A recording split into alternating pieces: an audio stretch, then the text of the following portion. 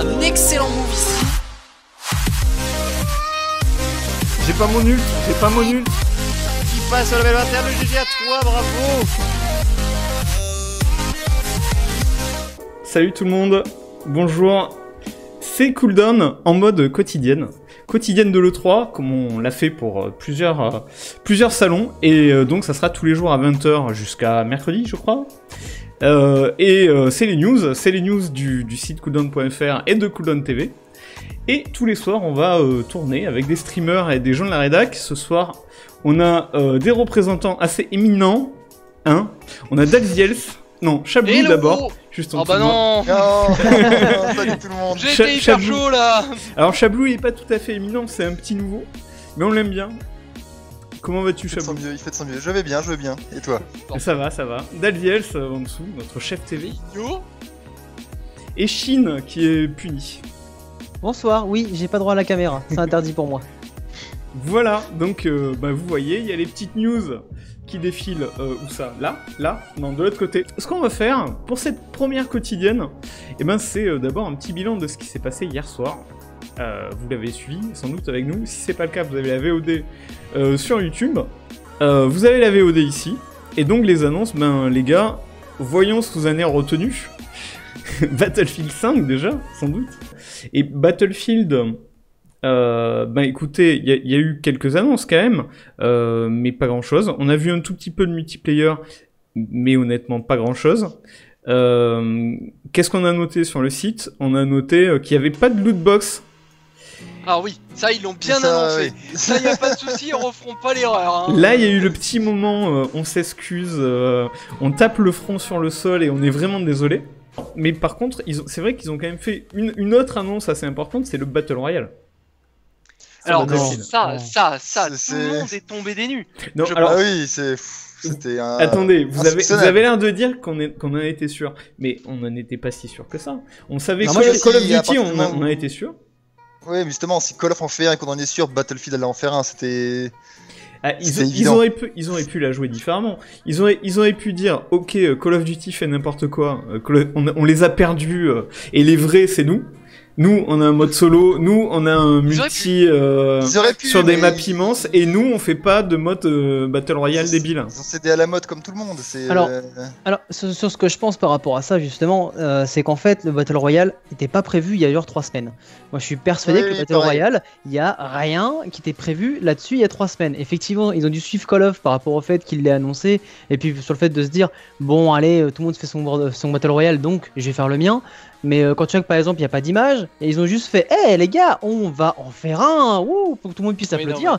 Mais en vrai, même le trailer qu'il y a eu derrière, il n'y avait aucune image du Battle Royale. On sait même pas dans quel sens ça va être, parce que pour moi Battlefield c'est comme une armée contre une armée. Donc qu'est-ce que Battle Royale faut foutre là-dedans? Enfin il y a vraiment plein de trucs qui font que ça se voit que 20 minutes avant ils se sont dit bon Jean-Jean, on a une petite note de service à distribuer à tout le monde, on voit ça et les gens sont contents quoi. En vrai c'est quand même beaucoup plus facile à faire que sur Call of Duty. Parce que sur Battlefield, t'as déjà 64 joueurs au départ, donc t'es pas si loin des 100. Et t'as déjà des maps immenses. Alors que sur Call of Duty, c'est pas ça du tout. Hein. Je sais pas comment ils vont faire. Moi, la vérité, c'est que sur Call of Duty, je sais pas comment ils vont faire un Battle Royale. Ils feront un Darwin Project. Ils feront un truc avec 10 personnes dedans. Oui, c'est possible. Mais en fait, le fait que Fortnite marche si bien... c'est parce que c'est Epic et que Epic a développé avec PUBG un moteur qui permet d'avoir un système avec 100 joueurs qui font une Battle Royale. Et c'est pas si... je suis pas d'accord. Il y en a pas tant que ça des jeux comme ça. C'est quand on veut mettre absolument Fortnite en porte-étendard des Battle Royale. Pour moi, c'est une erreur. Le vrai porte-étendard, c'est soit PUBG et encore, voire même encore avant H1Z1. Quel est ton style de jeu, tu vois, par rapport à Battlefield, qui est vraiment, comme je dis, deux armées, enfin l'une contre l'autre, ou enfin avec des alliés. Oui, ça n'a rien à voir. En gros, la vraie guerre. Qu'est-ce que tu vas foutre un Battle Royale là-dedans? Après, bon, c'est mon point de vue. Ça a rien à voir avec le jeu de base. Non, mais ça a rien à voir. Pour moi, ça a rien à y foutre aussi, ouais. C'est ça. Mais c'est pas surprenant qu'il l'ait annoncé, quoi. C'est. On s'y attendait à ce qu'il annonce, mais c'est naze. C'est honnête. Autre annonce, un mode histoire, donc là. Je sais pas si on en était sûr qu'il y avait un mode histoire. Oui, le mode histoire, on en était sûr, oui. On en verra ce soir, je pense. Apparemment, c'est plus ou moins basé sur des vraies histoires de guerre, non? Moi, c'est un peu ce que j'ai compris. Oui, et notamment l'histoire d'une femme qui aurait réellement été impliquée. Enfin, voilà. Et ça va être détaillé tout à l'heure à la conférence Xbox, a priori. A priori, d'après ce qu'ils ont dit. On devrait voir d'ailleurs un peu plus de multiplayer, on devrait voir plus de trucs à la conf Xbox.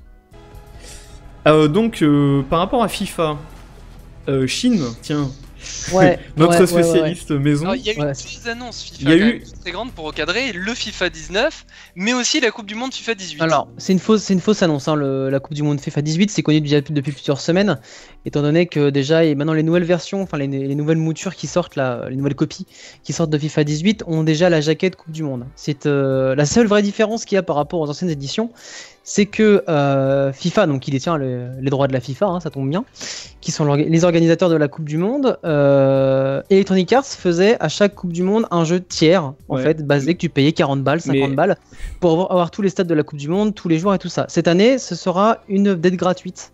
Parce que je pense qu'ils ont beaucoup à se faire pardonner par rapport à FIFA 18 qui était très décrié au niveau du online. Parce que moi, en gros, je voyais pas trop l'explication. Parce que, en fait, moi, de leur point de vue, ça me paraissait logique. T'as une Coupe du Monde tous les 4 ans. Ben, en plus de ta série de foot qui paraît tous les ans, tu fais un jeu spécial Coupe du Monde tous les 4 ans. Ça me paraît pas ignoble, quoi. C'est...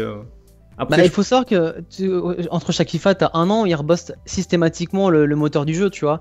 Là, pour ressortir un nouveau jeu, il faut ils auraient eu 6 mois pour rebosser le moteur, pour faire un jeu un petit peu, ou alors se rebaser encore sur le FIFA précédent. Enfin, tu vois, il y a un choix qui a dû être fait. Et comme du coup, en plus, en ce moment, EA sont sur le chemin de la rédemption.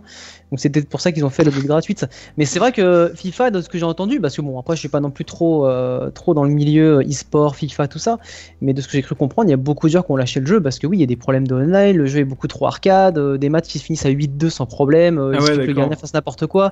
Enfin, voilà, il y a plein de trucs qui vont pas par rapport aux anciens FIFA, et donc t'as plein de mecs qui ont lâché pour arrêter de jouer, quoi. D'accord. Il s'est rien dit sur FIFA 2019, je me souviens plus. Alors, il y avait un trailer. J'imagine. Il y avait un trailer sur FIFA 2019, c'est important quand tu suis un petit peu le monde des. Il y a le trailer que je viens de montrer. Je le remets. Je sais pas si on apprend grand chose. On voit des footeux jouer au foot. Non, en fait, est-ce que ça nous apprend que la Ligue des Champions est intégrée au jeu? Voilà, c'est ça. En fait, si tu veux, FIFA ont les droits de la FIFA, ce qui tombe sous le sens, mais n'ont pas les droits de l'UEFA, donc qui est la Fédération Européenne de Football. L'UEFA, en fait, les droits étaient gardés par PES depuis quelques années. Et en fait, bon bah là, le contrat a dû prendre fin, et donc... c'est PES qui avait la Ligue des Champions. Voilà, c'est PES qui avait la Ligue des Champions. Donc du coup, c'est très bien, ils sont contents, parce que comme ça, ils ont enfin toutes les grosses compétitions officielles dans leur jeu. Donc il n'y a plus le petit côté chiche que tu pouvais avoir dans le mode carrière. Et je pense que finalement, avoir juste les droits, c'est juste histoire de dire, voilà, PES, je te baise, j'ai les droits qui permettaient de vendre des jeux. C'est possible. Maintenant, c'est fini, quoi. Pour les autres jeux sport, parce que évidemment, il y en a pas mal. On a vu Madden 19. Je suppose que tout le monde s'en fout. En tout cas, non, mais c'est e-sport, hein. Ça rentre dans la ligne éditoriale. Hein. Faut qu'on joue à Madden. Hein. Bah écoute, voilà, ce sera toi. Voilà. On a vu NBA Live, le retour de NBA Live qui, sur plusieurs numéros, avait complètement abandonné la partie face à 2K. Et ça sert à rien. Là, ils s'y remettent. Alors peut-être, pourquoi pas. Ça sert à rien, je sais pas pourquoi ils continuent. Hein. 2K est tellement loin. 2K est très loin, mais c'est un peu comme FIFA qui est très loin devant PES à mon avis. Hein. Non, parce que PES, il y a des restes, tu veux. Là, ils partent de zéro, et pendant 5 ans, ils ont pas fait des NBA Live. C'est vrai qu'ils repartent un peu de zéro, ouais. Madden sur PC ou PS4, aucune idée, Johnny. Je pense. Je crois que c'est les deux. Les deux, il me semble. Ouais. Pour une fois, c'est la première fois qu'ils feront un Madden sur PC de ce que j'ai entendu. Je suis pas spécialiste, mais apparemment, ce que j'ai cru comprendre. Il y a quand même une petite chose à noter, c'est le nouveau NBA Live qui semble avoir également une version street. Oui, a priori. De ce qu'on a vu. A priori, ouais, il y avait des. Alors, j'ai pas le trailer sous la main, mais oui, a priori. Un nouveau Star Wars. Donc là, on nous en a pas dit grand chose en fait. Ah oui. Ce qu'on savait déjà, c'est que les créateurs de Titanfall, donc Respawn, ils ont rejoint EA il y a peu. Effectivement. Et donc, ils travaillent peut-être sur un Titanfall 3, parce que ça a été peut-être évoqué, mais pas à la conf. Et par contre, ils ont dit 2 mots sur leur jeu Star Wars, qui doit être un jeu qui se passe dans les Dark Times.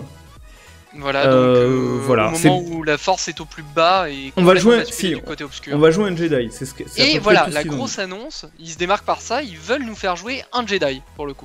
Il y a très peu de news. voilà. Moi j'y crois zéro, moi je pense que le projet il sera pas du tout comme ça à la fin. Là ils sont encore en phase de brainstorming, t'as même pas de dessin, t'as même pas de concept, t'as absolument rien. Ils montrent rien, donc... Ouais, il y a du concept art apparemment, mais... Ça montre vraiment à quel point la confiée elle était pauvre. C'est-à-dire qu'en fait ils se sont rendus à un oui, point c'est vrai. où ils ont amené une meuf de Twitch parler à un développeur d'un jeu qui est même pas, où il y a rien à présenter. En fait tu bosses sur un truc, ouais là je suis sur un nouveau Star Wars parce que tu comprends les droits faut qu'on les garde. Ouais enfin non, n'en parle pas si t'as rien à montrer je veux dire. Non mais je suis d'accord, c'est vraiment ça. Mais... Enfin... Je pense, d'un côté, je suis pas sûr que ce soit aux fans de Star Wars qui s'adressaient. Je pense que EA, souvent, dans leur conf, ils s'adressent à leurs investisseurs, à leurs actionnaires, et ils s'adressent aux mecs qui se demandent pourquoi EA a acheté Respawn. Et qu'il l'a vraiment desservi. C'est... donc voilà, on n'en sait pas beaucoup plus. Par contre, Star Wars Battlefront 2... Bah, c'est là que DICE s'est excusé un peu, au nom de EA, quoi, en gros. Et ce qu'ils nous ont annoncé, c'est pas grand chose à part qu'il y aura un add-on avec Han Solo. Il y aura un add-on, alors il y aura tout l'add-on autour d'Han Solo. Ils nous ont annoncé 4 nouveaux personnages quand même, 2 du côté de la Force et 2 du côté obscur. Ouais. Donc je me sais plus, il y a Grievous et Count Dooku et il y a Anakin et Obi-Wan Kenobi. Et Obi-Wan Kenobi, voilà, qui ont été annoncés. C'est quand même pas rien, moi je trouve. Et ils nous ont annoncé, alors ça c'est la news la plus énigmatique de tout ce qu'ils ont dit, un mode qui semble être lié à une map, si on comprend bien, hein, donc plutôt une nouvelle map, qui inclurait des affrontements large échelle. Voilà, c'est tout ce qu'ils ont dit. Un Battle Royale. Et qu'il y aura une map spatiale avec. Voilà. Alors, on ne crie pas tout de suite au Battle Royale, même si on le pense tous, mais non, je pense pas. Effectivement, c'est très obscur ce qu'ils ont dit là-dessus. Un mode avec conflit large échelle et de nouveau du spatial également, aussi large échelle. Moi, j'ai retenu qu'il y aurait du spatial à nouveau, mais bon, comme il y en avait déjà, je sais pas trop bien ce que ça voulait dire en effet. Est-ce que vous pensez que la hype existe encore ou que la mauvaise presse, parce que avoir mauvaise presse dans le monde du jeu vidéo, c'est méchant. Hein. Ça peut vraiment enterrer un jeu, genre définitivement. Non mais là ils cherchent pas à avoir de nouveaux joueurs, ils sont clairement en train de dire les mecs qui jouent encore à Star Wars, restez sur Star Wars, c'est tout. Restez s'il vous plaît, ils sont pas en train de récupérer des nouveaux, ils sont en train de faire revenir ceux qui ont déjà le jeu. Et il y a un paquet de monde qui a le jeu mais qui y joue plus parce que tu peux pas y jouer. Enfin tu peux mais bon c'est pas vraiment passionnant difficile. Quoi. Voilà. Il y a eu... Alors, comment s'appelle ce programme de EA déjà sur les indés Originals. EA Originals. Un petit passage EA Originals sur ces deux jeux-là qui sont donc Sea of Solitude et Unravel 2. Non. Attends, t'as oublié l'introduction dans laquelle ils ont dit on vous met peut-être des lootbox, mais regardez à côté, on aide les posts indépendants. Ils ont dit ça comme ça? Pas tout à fait comme ça, mais le message était clair quand même. Hein. Du coup, ils sont plus indés. Une forme de mea culpa. Alors voilà, ça c'est la grosse question. Est-ce qu'un indépendant qui a été récupéré par un plus gros éditeur est toujours un indépendant? Non, bien sûr que non. Mais Ubisoft fait la même et Square Enix fait la même. Tous les éditeurs font ça. Ils prennent des petits et puis ils mettent leur petit logo dessus et voilà. Voilà, ils restent indépendants dans le sens où ils font le jeu qu'ils veulent. Ils sont assez libres, ils sont pas avec la maison mère en train d'expliquer ton jeu faut qu'il fasse ça. Non, mais maintenant c'est vrai que ils sont indépendants, la puissance du capitaux plus ou moins sur ce qu'ils créent. Mais la vérité le terme indépendant, la vérité de ce terme-là, c'est justement de pas être édité par un énorme éditeur. Tu es indépendant. Oui, ça, je suis d'accord. Mais par contre, effectivement, il conserve peut-être une partie d'indépendance dans le sens où EA, par exemple dans le cas des EA Originals, ne fournit pas tout le pognon en fait, mais qu'une partie. Et il y a toujours des apports de financement extérieurs. Et donc en ça, ils sont encore partiellement indépendants. Pas totalement, mais voilà. Oui, non, mais après, c'est des studios tout à fait respectables à mon avis. Et le jeu, pour en venir au jeu, Unravel, le premier, il était vraiment super bien, super mignon, bien fait. Des puzzles sympas, c'était vraiment tout chou comme jeu. Et le deuxième, ça a l'air d'être la même chose, en mieux, et en coop. Donc ça peut se jouer à deux, je vous remets un peu le trailer. Mais d'ailleurs, donc... on voit les deux peluches qui se sont liées, puisqu'il y a le petit fil rouge qui s'est accroché au petit fil bleu au tout début du trailer. Et donc maintenant c'est en coop. Et toutes les actions vont pouvoir se faire à deux. Alors bien sûr, vous pouvez jouer toujours tout seul, hein, vous alternerez entre les deux personnages. Je crois que c'est ce qu'on voit un petit peu d'ailleurs au début je sais plus, de la cinématique, il me semble. On peut en alterner en fait, tu peux jouer, ce que j'ai compris, hein, tu peux jouer seul, et donc même quand tu joues seul, tu joues les deux personnages et tu alternes. Et voilà. Tes amis peuvent te rejoindre à tout moment et prendre la place d'un des deux personnages, et là du coup ça devient de la vraie coop tel qu'on l'imagine dans Brothers Tale of Two ou ce genre de jeu. Juste sur Unravel, il y a un truc qui est très très drôle, comme le jeu est sorti. Il est sorti juste après l'annonce. Oui. Il y a déjà des problèmes. Genre par exemple, dès le premier obstacle du jeu, il y a un bug qui fait que tu es obligé de relancer le jeu et espérer que le truc se passe. Il y a plein de problèmes comme ça dans le jeu. Apparemment, il est assez bugué. Ils l'ont sorti trop tôt, quoi. Voilà, ils ont fait un peu une sorte d'effet d'annonce en disant regardez, voilà, on vous annonce un jeu, vous pouvez l'avoir tout de suite, allez, jouez-y maintenant. Ouais. Sauf que le problème, bon, il a dû être testé en 2-2 quand même. Alors, Sea of Solitude. Alors, on appelle ça la qualité EA, pardon. Ce jeu-là, je l'attends énormément. Sea of Solitude, franchement, comme à la conférence, j'attendais vraiment que dalle. Moi, j'aime beaucoup ce genre de jeu en fait, il n'y a pas vraiment de ligne de texte, mais on t'explique quelque chose par le visuel ou par le gameplay. Et là, c'est un petit peu un jeu dans le même délire que Céleste, et donc j'aime beaucoup. Donc j'attends de voir les. Il y a déjà eu plusieurs jeux dans ce style-là, avec une inondation, une nana sur un bateau. Je peux t'en citer au moins 3. Ça a l'air d'être une sorte de platformer, moi je dirais. Ça a l'air d'être une sorte de platformer. Plutôt qu'une sorte d'Abzu, quoi. Oui, il y a eu Abzu aussi dans l'eau. Oui, tout à fait. Ouais. Et ce qui est très intéressant, c'est l'alternance entre des paysages assez oniriques, plutôt féeriques même, où on est sur le bateau, il fait un grand ciel bleu, tout il a l'air mignon, il a l'air gentil, et une alternance avec des monstres, un monde très nocturne, très sombre, une ambiance plus angoissante, proche du jeu d'horreur. On n'en sait pas grand chose, ils n'ont rien dit, à part de montrer ce trailer qui est très joli, belle ambiance et tout, et effectivement on a l'impression qu'il y aurait une sorte de mécanique de basculement entre un monde du soleil et un monde de la nuit, ou un truc dans ce goût-là, qui aurait un petit côté horreur. Mais voilà, par exemple, le design du perso, là... Il est superbe, hein. Mais c'est pas clair, hein. Franchement, c'est pas clair. C'est que j'ai vraiment l'impression que c'est l'histoire d'une meuf qui est en pleine dépression nerveuse et qui essaie de surnager là-dedans, en fait. C'est pour ça que t'as l'eau, c'est pour ça que c'est inondé, qu'il y a son espèce d'aile géante là qui veut la bouffer. Enfin, tu vois, c'est comment dire, c'est une allégorie de. C'est une allégorie. Peut-être. Voilà, oui. Mais d'ailleurs, c'est un petit peu ce qu'a laissé sous-entendre la personne qui est venue le présenter, dont je me rappelle ni du nom, mais voilà, qui effectivement disait que l'objectif de Sea of Solitude était justement de faire comprendre aux joueurs par l'ambiance, par la DA et par le gameplay, une émotion et un concept derrière. Donc je pense effectivement qu'il y a une petite allégorie de la solitude, de la dépression, etc. qui vont avec, qui sont retranscrits dans le jeu. Et puis ensuite, il y a eu, sans transition, la présentation d'un jeu mobile. Dax, je vais te laisser parler peut-être.